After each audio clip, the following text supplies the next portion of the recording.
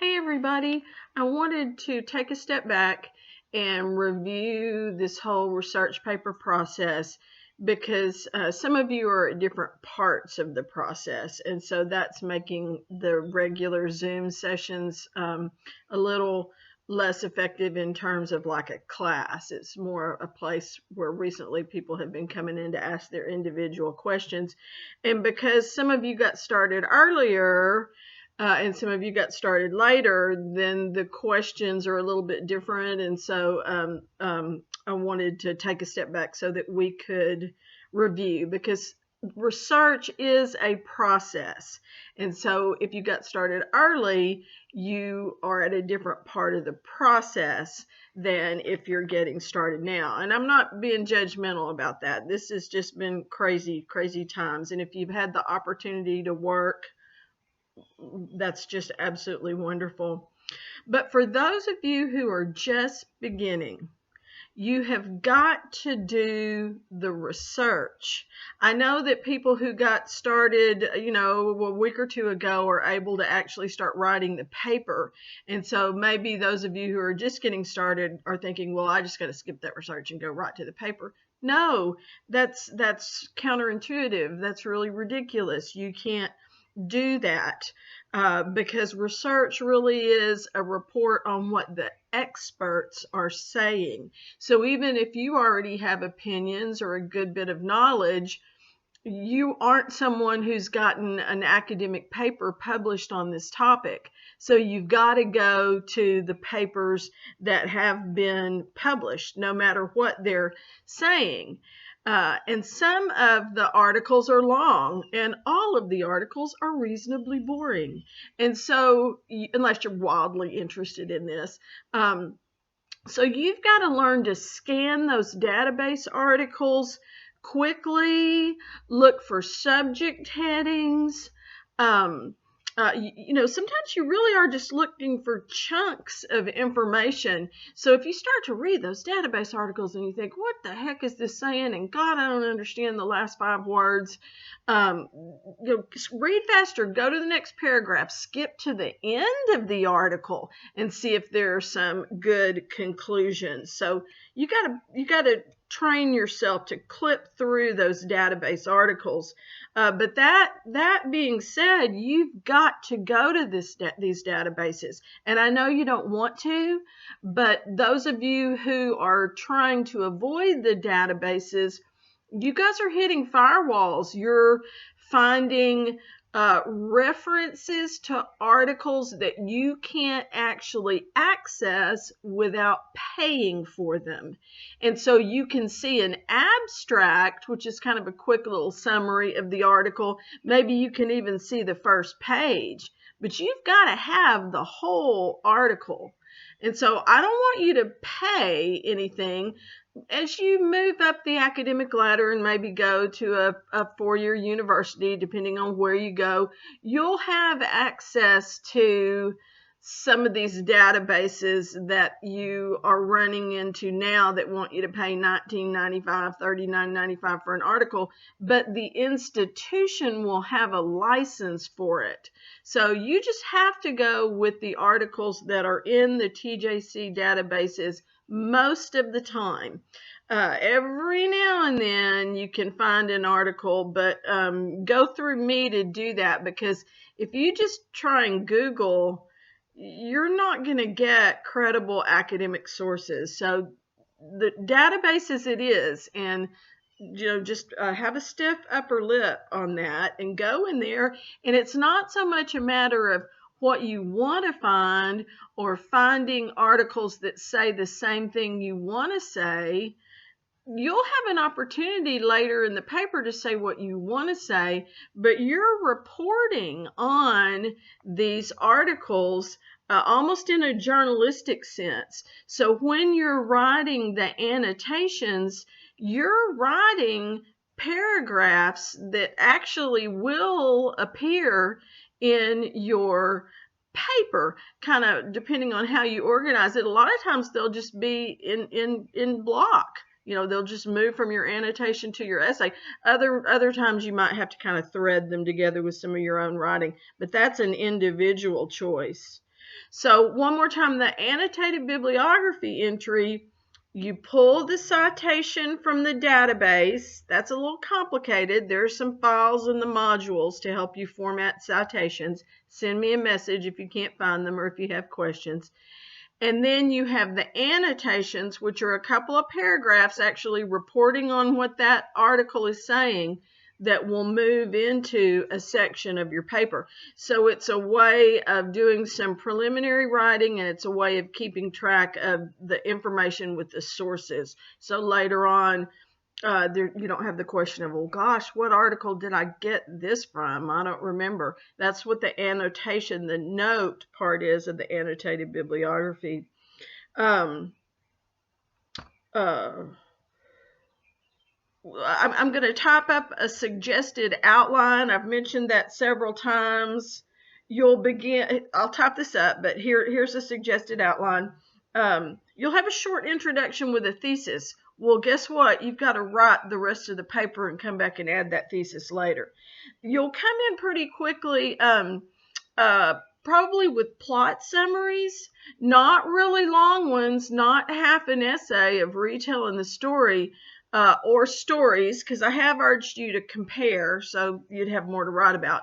But just maybe like if you're doing the lottery, comparing it to the ones who walk away from Omelas, you'd have a paragraph or two that just quickly summarizes the lottery, looks at the conflict, the way it escalates. Maybe another paragraph then if you have a different story like the ones who walk away from Omelas. Then you would move into this background section, which really will probably be your annotations. Here's what the critics say about these two stories. And if you are comparing stories, you probably won't have one article about both stories. You'll see articles like that in the databases. That's essentially kind of what you're doing here, writing a comparison for those of you who have chosen to go that route, because that was a route that I suggested so that you would have actually some content. So the annotations come in as the background. And then you probably would have a discussion, and this is where you bring in your own ideas.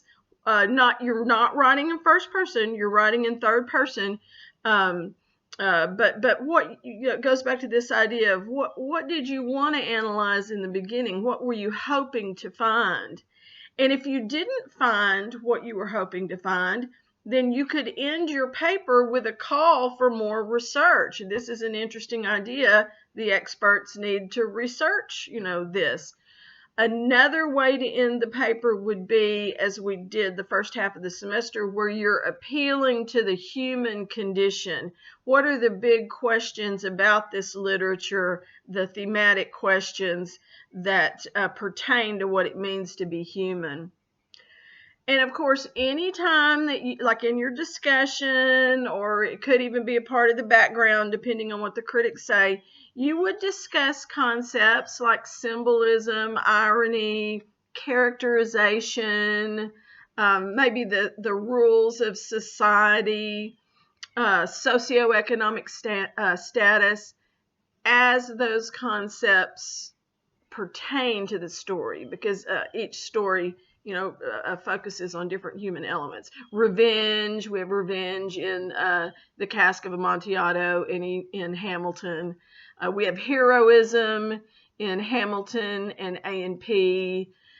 We have these really wacky dystopian worlds in The Lottery and The Ones Who Walk Away from Omelas.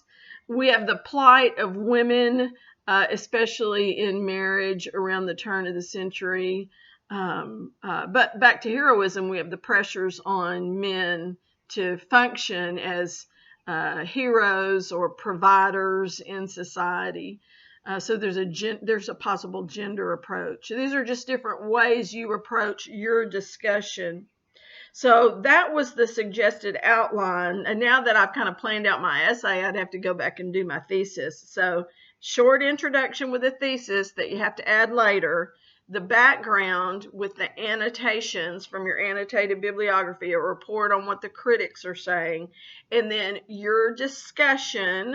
Maybe you're comparing the critics, maybe you're bringing in some of your own ideas in third person, and then you end maybe with a call for more research, or you end with a connection to humanity. Another aspect that you should bring into the paper, remember the primary sources.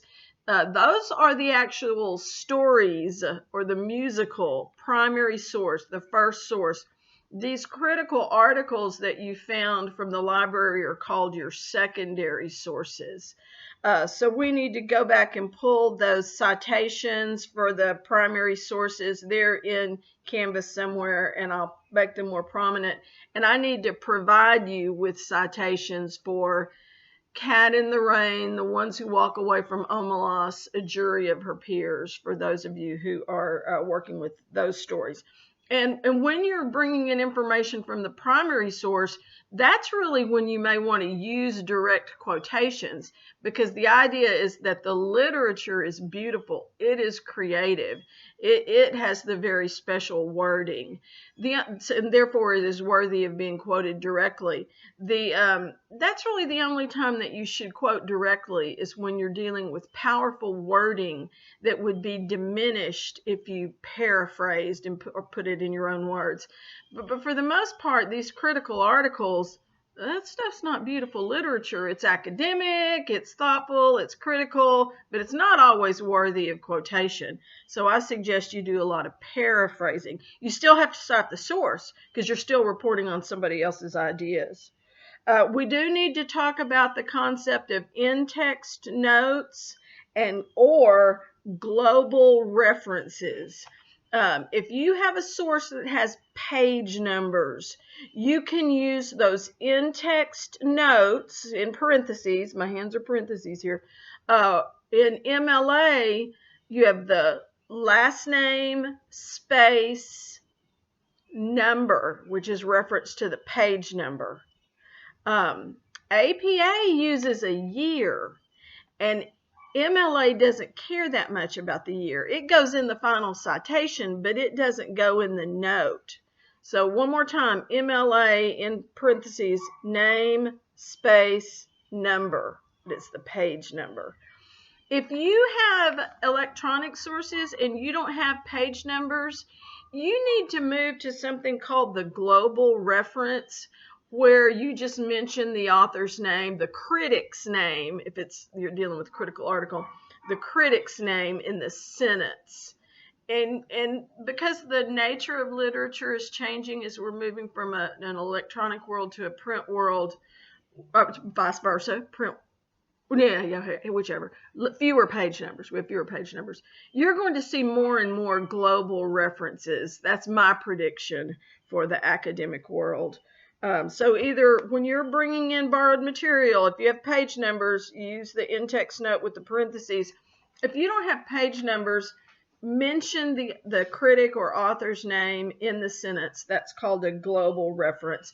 According to Smith, blah, blah, blah, Smith argues that Connie, we didn't read the story this time about Connie. Smith argues that Jig, finish the sentence, whatever opinion he has about her.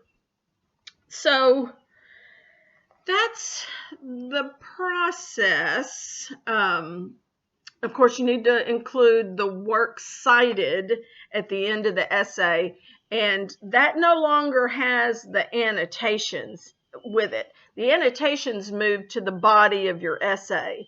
So you can go back to your annotated bibliography, get just the citations for the secondary sources, the articles.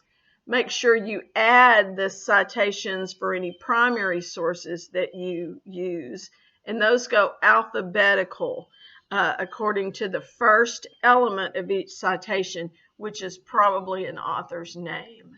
Now, that little bit of information is new for our discussion of this process, though you've probably prepared works cited for your papers beforehand. So for those of you who got an early start. Good for you. You can kind of look over this almost a little over 15-minute video that maybe is a checklist. There's a little bit of new information here at the end, and then about the works cited.